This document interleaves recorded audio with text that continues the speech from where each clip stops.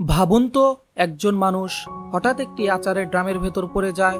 এরপর কেটে যায় 100টা বছর। কে বিশ্বাস করবে যে সে এখনো বেঁচে আছে? এটাকেই ভুল প্রমাণিত করে সে 100 বছর পর হঠাৎ জীবিত হয়ে যায়। কথা বলছিলাম 2020 সালে রিলিজ পাওয়া আমেরিকান পিকেল নামে এই মুভিটা নিয়ে। গল্পের শুরু হয় 1919 সাল। পূর্ব ইউরোপে আমরা হার্শেল ও তার স্ত্রীকে দেখি। তারা দুজনেই ইহুদি। তাদের গ্রামে রাশিয়ান সেনাদের আক্রমণ হয়, তাই জীবন বাঁচাতে তারা আমেরিকান সিয়াটলে পালিয়ে আসে। সিয়াটলে এসে হার্শেল একটি আচারের তৈরির কারখানায় চাকরি পায়। কারখানাটা ছিল ভীষণ নোংরা ও অস্বাস্থ্যকর। সেখানে তার কাজ ছিল কারখানার ভেতরে থাকা ইঁদুর মারা। হার্শেল এই কাজে খুবই দক্ষ ছিল। সে প্রচুর ইঁদুর মারত আর এর বদলে ভালোই টাকা পেত। আর এরপরে সে ওই টাকাগুলো দিয়ে কি করে জানো? নিজের আর তার স্ত্রীর জন্য দুটি কবর কিনে ফেলে, যাতে তারা মারা যাওয়ার পর পাশাপাশি কবর দেওয়া যায়। আমেরিকায় আসার পর হার্শেলেরও জীবন ভালোই চলছিল। কিছুদিনের মধ্যেই তার স্ত্রী গর্ভবতী হয়ে পড়ে। এতে হার্শেল খুবই খুশি হয়। কিন্তু একদিন কারখানায় কাজ করার সময় সে একটি ইঁদুর মারতে গিয়ে হোঁচট খেয়ে বিশাল একটি আচার ভর্তি কন্টেইনারের মধ্যে পড়ে যায়। ঠিক সেই সময় সরকার কারখানাটি স্থায়ীভাবে বন্ধ করে দেয়, কারণ কারখানাটি ছিল ভয়ঙ্করভাবে নোংরা, যার জন্য মানুষ অসুস্থ হচ্ছিল। হার্শেল যে কন্টেইনারে পড়ে যায় তার ঢাকনাটা বন্ধ করে দেওয়া হয় আর পুরো ফ্যাক্টরিকে চিরদিনের জন্য সিল করে দেওয়া হয়।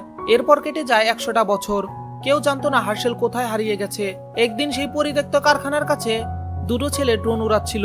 হঠাৎ তাদের ড্রোন ঢুকে পড়ে ফ্যাক্টরির ভেতরে এবং গিয়ে ধাক্কা লাগে সেই কন্টেনারে যেখানে হার্শেল পড়েছিল। ড্রোনের আঘাতে কন্টেনারের ভেতরে ঢাকনা সামান্য খুলে যায়। ছেলে দুইটা ভিতরে গিয়ে দেখে ড্রোনটা ওই কন্টেনারের পাশে পড়ে আছে। তারা কন্টেইনারটা পুরোপুরি খুলে ফেলে আর ঠিক তখনই ভেতর থেকে বেরিয়ে আসে হার্শেল। 100 বছর পরও সে জীবিত। ছেলে দুটা ভয়ে আটকে ওঠে। সবচেয়ে অবাক করার বিষয়, 100 বছর কেটে গেলেও হার্শেলের বয়স একটু বাড়েনি। সে একদম ঠিক তেমনই তরতাজা যেমন সে 100 বছর পূর্বে ছিল। এরপর বিজ্ঞানীরা তার উপর পরীক্ষা চালায়। দেখা যায় সে পুরোপুরি সুস্থ ও স্বাভাবিক মানুষ। তারা আরো জানতে পারে তার পরিবারে কেউ বেঁচে নেই, শুধু তার গ্রেট গ্র্যান্ডসন বেঁচে আছে। তাকে ডাকা হয়, তার নাম বেন। হার্শেল বেনকে দেখেই বুঝে ফেলে এ আমার ওই রক্ত, আমার ওই বংশধর, কারণ বেনের মুখ একদমই তার মতোই, শুধু দাড়িটা নেই। হার্শেল যখন বাইরে বের হয়ে আজকের দুনিয়া দেখে সে একদম হতবাক হয়ে যায়, কারণ 100 বছরে পৃথিবী সম্পূর্ণ বদলে গেছে। বেন তাকে নিয়ে আসে নিজের বাসায়। হার্শেল বেনের আধুনিক জীবন দেখে অবাক হয়ে যায়। সব ধরনের সুযোগ সুবিধা, আরাম সবকিছুই আছে বেনের কাছে। হার্শেল ভাবে, আমি যে রাশিয়ান সেনাদের হাত থেকে পালিয়ে এসে কত দুঃখে কষ্টে জীবন কাটিয়েছি, আর আমার নাতির জীবন কত আরামের। হার্শেল যেখানে ইঁদুর মেরে আচার কারখানায় কাজ করত, বেন সেখানে আজ একজন অ্যাপ ডেভেলপার। সে মোবাইল অ্যাপ বানায়। বেন বলে, আমি 5 বছর ধরে একটা অ্যাপ বানাচ্ছি যার নাম বুবব। এই অ্যাপ দিয়ে মানুষ জানতে পারে অনলাইনে কেনা জিনিস আসল নাকি নকল। হার্শেল সব কিছুই ঠিক মতো বুঝতে পারে না, কারণ 100 বছর আগে এসব প্রযুক্তির অস্তিত্বই ছিল না। হার্শেল কখনো নিজের ছেলেকে দেখতেও পায়নি, কারণ ছেলের জন্মের আগেই সে কন্টেনারে পড়ে যায়। বেন তাকে আলমারির ভেতর থেকে পুরনো একটি অ্যালবাম বের করে দেখায়, যার ভেতরে তাদের এবং তার ছেলের ছবি ছিল। সে পুরনো অ্যালবামে ছেলের ছবি দেখতে থাকে। বেন জানায় তার বাবা মা একটি গাড়ি দুর্ঘটনায় মারা গেছে। এরপর হার্শেল বেনকে নিয়ে যায় সেই জায়গায় যেখানে সে 100 বছর আগে নিজের আর তার স্ত্রীর জন্য কবর কিনেছিল। সে দেখে তার স্ত্রীর কবরটি একদম নষ্ট হয়ে গেছে। তার পাশে লাগানো হচ্ছে একটি রাশিয়ান কোম্পানির মদের বিজ্ঞাপন বিলবোর্ড। এই দৃশ্য দেখে হার্শেলের চোখে ভেসে ওঠে সেই পুরনো দিনগুলো, যখন রাশিয়ান সেনাদের কারণে তাকে ও তার স্ত্রীকে দেশ ছাড়তে হয়েছিল। এসব মনে করে সে খুবই রেগে যায়, আর যারা ওখানে ওই সাইনগুলো লাগাচ্ছিল তাদের ধমকাতে থাকে। আর রাগ এত বেড়ে যায় যে সে তাদের মারতে থাকে। এরপর আমরা দেখতে পাই পুলিশ তাদের অ্যারেস্ট করে নিয়ে এসেছে। বেনকে নিজের আর নিজের পরপর দাদা হার্শেলের জামিনের জন্য অনেক টাকা দিতে হয়, কিন্তু তখন বেনের হাতে তেমন কোনো টাকা ছিল না। বেন তার অ্যাপটাকে একটা খুব বড় অ্যাপে পরিণত করতে চায়, যার জন্য দরকার বিপুল পরিমাণে ইনভেস্টমেন্ট। এদিকে হার্শেলের মাথা থেকে রাশিয়ান কোম্পানির মদের সাইনবোর্ড ঘুরপাক খাচ্ছে। সে বেনকে বলে, আমাদের ওই সাইনটাকে সরাতে হবে। তখন বেন বলে, এটা করলে পুলিশ আমাদের আবারও ধরে নিয়ে যাবে। কিন্তু হ্যাঁ, একটা জিনিস করা যেতে পারে, আমরা যদি ওই বিলবোর্ডটা কিনে ফেলি তাহলে আমরা ওটাকে নিয়ে যা ইচ্ছে তাই করতে পারবো। এটা সম্ভব না, কারণ ওই সাইনবোর্ডটা কিনতে হলে আমাদের গুনতে হবে $200। এত টাকা এখন আমার কাছে নেই। তখন হার্শেল রেগে যায় আর বলে, তার মানে আমরা চুপ করে বসে থাকবো? তুমি একটা কাজ করো, তোমার অ্যাপের জন্য ইনভেস্টর খোঁজো। এরপর ব্রেন তাই করে, কিন্তু গ্রেপ্তার হওয়ার ঘটনার পর ইনভেস্টররা আর কেউই তার প্রজেক্টে টাকা দিতে চায় না। এই সময় হার্শেল বেনকে বলে, তুমি আমার সঙ্গে মিলে আচার ব্যবসা শুরু করো। কিন্তু বেন এতে রাজি হয় না। সে বলে, তোমার কারণে আমি জেলে গিয়েছিলাম, আর এই জন্য কোনো ইনভেস্টর আমার অ্যাপে ইনভেস্ট করতে চাচ্ছে না। এই সব কিছু হয়েছে তোমার কারণে। তুমি না আসলে হয়তো আমার জীবন আরো ভালো থাকতো। এই কথা শুনে হার্শেল ভীষণ কষ্ট পায়। হার্শেল রেগে গিয়ে বলে, আমি অনেক টাকা কামাবো, আর সেই টাকা দিয়ে আমার স্ত্রীর কবরের ওপর যে রাশিয়ান বিলবোর্ডের মদের বিজ্ঞাপনের দেওয়া আছে সেটা চিরদিনের জন্য সরিয়ে ফেলবো। এই কথা বলে হার্শেল সেখান থেকে চলে যায়। এরপর সে সোজা চলে আসে একটা সুপার মার্কেটে। সে সেখান থেকে অনেকগুলো পিকেল কেনার চেষ্টা করে, কিন্তু দাম শুনে তার মাথায় হাত। সে বিভিন্ন জায়গার আবর্জনার ডাস্টবিন থেকে শশা কুড়িয়ে আনে, সাথে সাথে আলাদা আলাদা ডাস্টবিন থেকে আচার বানানোর সব উপকরণ সংগ্রহ করে। এরপর সে নিজের হাতে আচার বানায়। যখন সে শহরে সেই আচারগুলো বিক্রি করতে যায়, তখন দুজন লোক, কেভিন আর ক্রিস্টিয়ান, তার কাছে এসে জিজ্ঞাসা করে, এগুলো কি অর্গানিক? মানে এতে কি কোনো কেমিক্যাল আছে? হার্শেল বলে, কেমিক্যাল এই শব্দটা তো আমি জীবনেও শুনিনি। তার স্টাইল দেখে কেভিন আর ক্রিস্টিয়ান ইমপ্রেস হয়ে যায়। তারা তার কাছ থেকে আচার কিনে সোশ্যাল মিডিয়াতে আপলোড করে। দেখতে দেখতেই তার দোকান ভিড় জমে যায়। হার্শেল কাস্টমারদের বলে, তোমাদের আচার শেষ হলে এই একই বোতল ফিরিয়ে আনবে, আমি এটাতেই আবার আচার ভরে দেব। লোকেরা ভাবে এই লোকটা কত মহান, প্রকৃতির কত চিন্তা করে। কিন্তু সত্যি কথা হলো, হার্শেল আসলে নিজের টাকা বাঁচানোর জন্য এটা করেছিল। এরপর সোশ্যাল মিডিয়া তাকে কভার করতে শুরু করে। সে খুব দ্রুত ফেমাস হয়ে যায়। তার কাছে এখন অনেক টাকা আসতে থাকে। অন্যদিকে বেনের অবস্থা তখন ভালো না। তার অ্যাপের জন্য এখনো কোনো টাকা জোগাড় হয়নি। একদিন বেন সোশ্যাল মিডিয়ায় দেখে তার গ্রেট গ্র্যান্ডফাদার হার্শেলের ভিডিও ভাইরাল হচ্ছে। সবাই তার আচার পছন্দ করছে, সে প্রচুর টাকা কামাচ্ছে। এইসব দেখে বেনের একদমই ভালো লাগে না, কারণ হার্শেল তাকে চ্যালেঞ্জ করেছিল, আর বেন সেই চ্যালেঞ্জ হার মানতে চায় না। তাই সে হেলথ ডেভেলপমেন্টে অভিযোগ করে হার্শেল নাকি ডাস্টবিন থেকে পুরনো সবজি দিয়ে আচার বানাচ্ছে। এরপর তার ব্যবসা রেড পড়ে, তার কাজ বন্ধ করে দেওয়া হয়। তার ওপর $12,000 জরিমানা করা হয়।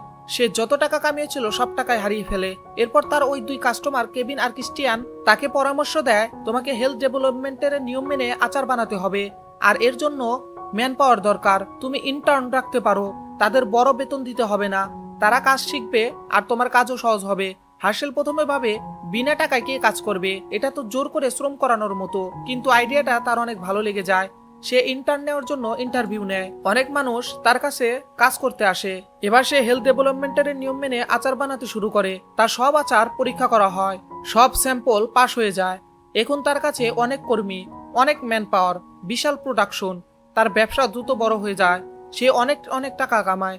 প্রথম কাজ হিসাবে সে তার স্ত্রীর কবরের ওপর লাগানো বিলবোর্ডটি কিনে নেয়। এদিকে যে ইনভেস্টরের কাছ থেকে বেন টাকা চাইতে গিয়েছিল, সে ইনভেস্টর বলে, আমি তোমার অ্যাপে আগ্রহী না, আমি বরং হার্শেলের আচার ব্যবসা ইনভেস্ট করতে চাই। এরপর হার্শেল সেই বিলবোর্ডের পোস্টার নিয়ে বেনের কাছে যায়। সে খুবই খুশি, কারণ সে যেটা করতে চেয়েছিল সেটা সে করে দেখিয়েছে। সে বেনকেও সাহায্য করতে চায়, কিন্তু তখন বেন ভীষণ জেলাস হচ্ছিল। কথায় কথায় হার্শেল পোল্যান্ডের মানুষদের নিয়ে কিছু পুরোনো আমলের কথা বলে ফেলে, যেগুলো ছিল 100 বছর আগের চিন্তাধারা, আর সেগুলো ছিল আজকের দুনিয়ার একেবারে বিতর্কিত, কন্ট্রোভার্সাল। এই কথা শুনে বেনের মাথায় একটা ভয়ঙ্কর আইডিয়া আসে। বেন বলে, তুমি কেন একটা টুইটার অ্যাকাউন্ট খোলো না?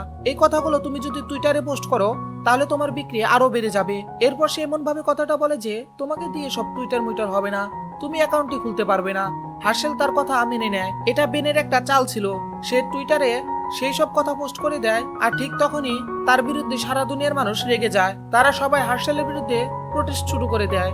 কিন্তু ধীরে ধীরে অনেক লোক তাকে নিয়ে পোস্ট করে। যারা পুরনো ইতিহাস সম্পর্কে জানে তারা তাকে সাপোর্ট করতে থাকে। একদিন হার্শেলকে একটি পাবলিক ডিবেট প্ল্যাটফর্মে ডাকা হয়। সেখানে তাকে একটি কলেজের প্রফেসরের সঙ্গে ডিবেট করতে হবে। এছাড়াও সেখানে থাকা দর্শকরা চাইলে তাকে প্রশ্নও করতে পারবে।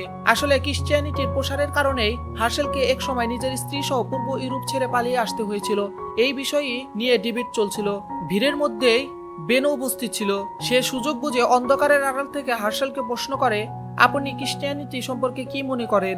হার্শেল রেগে গিয়ে বলে, যারা ক্রিশ্চিয়ানিটি ফলো করে তারা সবাই পাগল। এমনকি সে যিশু খ্রিস্ট সম্পর্কে উল্টোপাল্টা মন্তব্য করে। এর ফল ভয়ঙ্কর হয়। যারা এতক্ষণ তার পাশে ছিল তারাও এখন তার বিরুদ্ধে চলে যায়। লোকজন তাকে মারতে তাড়া করে। হার্শেল কোনোভাবে পানি বাঁচিয়ে সেখান থেকে পালায় এবং একটি গলির ভেতরে লুকিয়ে পড়ে। এরপর সে টিভিতে খবর দেখে হার্শেলকে এখন আমেরিকা থেকে বের করে দিয়ে ইউরোপে পাঠিয়ে দেওয়া হবে, কারণ সে অবৈধভাবে আমেরিকায় প্রবেশ করেছিল।